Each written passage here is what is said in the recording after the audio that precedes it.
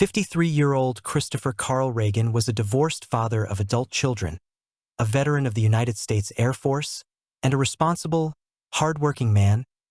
In the fall of 2014, he intended to move from Iron River, Michigan, to Asheville, North Carolina, to start a new life and mend the strained relationship with his son, Christopher Reagan Jr.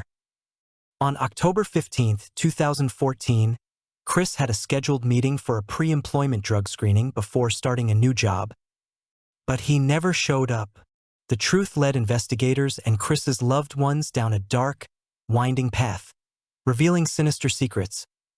Christopher Reagan was an honest man. He was 53 years old, divorced, and had adult children. In the past, he had a strained relationship with his sons, but he was rebuilding those connections through daily text messages and phone calls. Chris retired from the United States Air Force after 20 years of service. He moved to Iron River, Michigan, to be with his girlfriend, Terry. He got a job as a supervisor at the Oldenburg Group, a firm that manufactured defense and mining equipment. The relationship with Terry was short-lived, and they divorced in April 2014. Nevertheless, they remained close friends and often communicated. Chris intended to leave Michigan's Upper Peninsula and start a new life in Asheville, North Carolina. He discussed this with his son, Chris Reagan Jr., who was also considering moving to Asheville to live with his father. Chris had even found a job in Asheville and planned to move in late October or early November 2014. In late October, Terry reported to the Iron River police that she hadn't heard from Chris and hadn't seen him for nearly 2 weeks. Terry's complaint was taken seriously, and a duty sergeant accompanied her to Chris's apartment. Investigators suspected Chris was packing to leave, as the apartment was in disarray and Chris was nowhere to be seen. Terry also mentioned seeing Chris's car parked at a park near Iron River. They searched the car and found several personal items, including a knee brace that Chris often used. To this day, Chris is still considered a missing person. Iron River is a small town in Michigan's Upper Peninsula, near the Wisconsin border. The area is rural, dotted with abandoned mines, and the population is quite isolated. The police department has fewer than half a dozen officers. Laura Frizzo was the chief of police in the fall of 2014. She was immediately involved in the search for Chris Reagan. The investigation became a pivotal moment in her career, but it also had unexpected personal consequences. Given the small department and limited resources in Iron River, the Michigan State Police were asked to assist with the investigation. Investigators began by examining the missing man's personal life. His ex-wife hadn't communicated with him in several years. His adult children, who lived on the other side of Michigan, regularly communicated with him via text messages and phone calls. Chris Reagan Jr. reported that his father hadn't finalized their move to Asheville and had stopped responding to phone calls and messages after October 14, 2014. None of the man's family members were suspected. Terry was under close scrutiny by the Michigan State Police. She was, by her own admission, Chris's ex-girlfriend. She could have been upset about the breakup or jealous of other women the man was talking to. Laura Frizzo believed the woman was genuinely upset by his disappearance and actively cooperated with the investigation. Terry wasn't involved in the disappearance. Her gut told her. Chris's workplace was discovered during the investigation. Chris was a supervisor at the company and, according to the human resources manager, an exemplary employee. He never showed up late for work. They knew Chris had a scheduled day off on October 15th, but they couldn't understand why he didn't show up for work on the 16th. However, there were rumors around the organization that Chris was having a relationship with a female employee. Kelly Cochran was the employee Chris was rumored to be in a relationship with. Kelly was a married woman who had a difficult family life. Kelly told her colleagues about her husband's short temper and numerous threats against her. Apparently, she was unhappy in her marriage. The police chief said she needed to talk to Kelly and her husband, Jason Cochran. They lived in Caspian, a neighboring town near Iron River, near the Caspian Pit, an old abandoned mine. Kelly was willing to talk to officers when contacted by the 1st Police Department. Jason was more aloof and seemed nervous. Frizzo stood outside the room while the Michigan State Police interviewed the couple. Kelly admitted to having an affair with Chris Reagan. Her husband, she claimed, was aware of the relationship.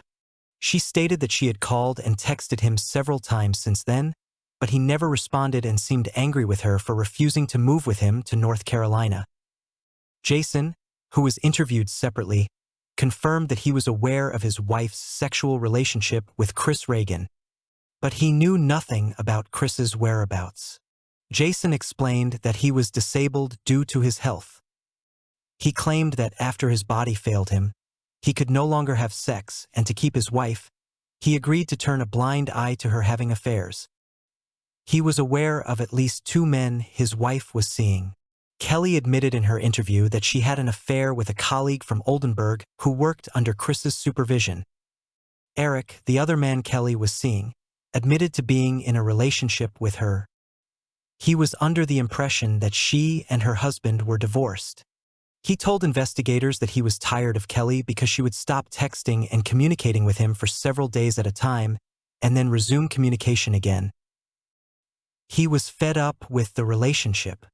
So could this be a motive for murdering Kelly's other lover? During the interrogation, Kelly was asked about the amusement park where Chris's car was found. She denied knowing anything about the park and its surroundings. On the other hand, Eric was able to prove this was a lie. Investigators learned that Chris and Kelly often met at the park and went horseback riding to have sex at a nearby lake. Eric had an alibi and agreed to a polygraph, which he passed successfully. At the time, he was ruled out as a suspect. By December 2014, the Michigan State Police had determined that Chris Reagan was missing of his own accord.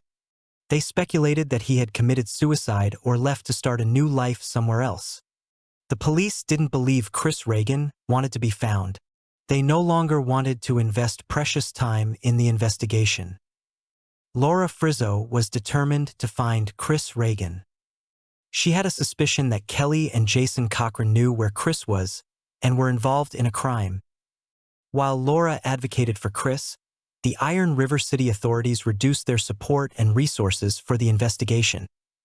By March 2015, Laura Frizzo had spent many hours trying to question Jason and Kelly. They agreed to talk to her several times but never admitted to any involvement in Chris's disappearance. Jason explained that he had severe anxiety and mental health issues and had spent some time in a psychiatric hospital in the fall of 2014. He was nervous and eventually stopped talking to Frizzo, seeking the help of a lawyer.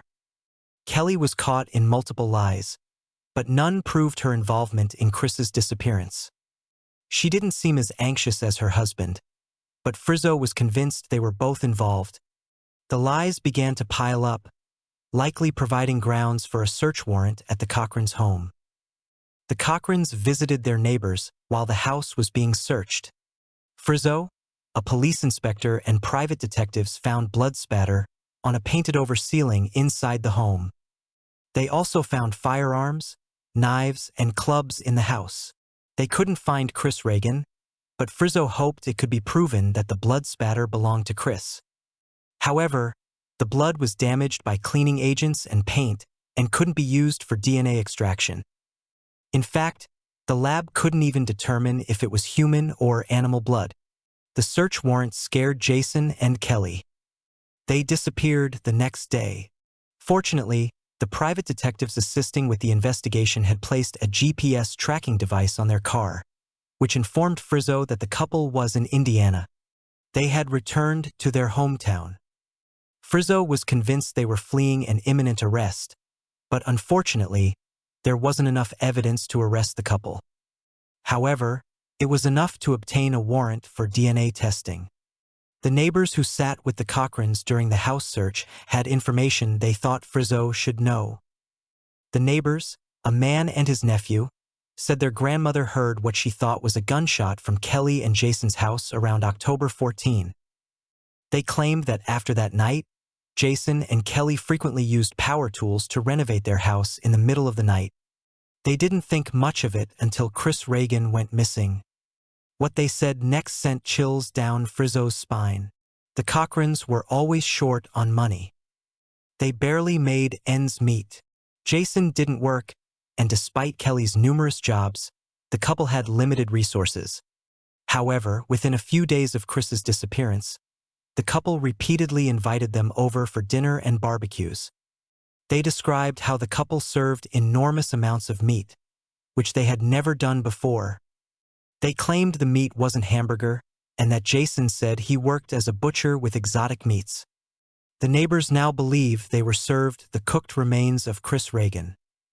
The police department in the county cooperated with Frizzo and Iron River to obtain DNA samples from Jason and Kelly Cochran. Although the DNA analysis was successfully obtained, the couple refused to talk to Frizzo. Around mid-October 2014, one of the couple's former neighbors reported how Kelly and Jason were burning something foul-smelling in a burn barrel behind their house. The neighbor explained that Jason had previously burned rubber and other materials, but nothing smelled as bad as what the Cochrans were burning in the barrel that day. A burn pit was discovered in their backyard, and a burn barrel was pulled from the pit. Burnt white jean blades and metal parts were found with the burn pit.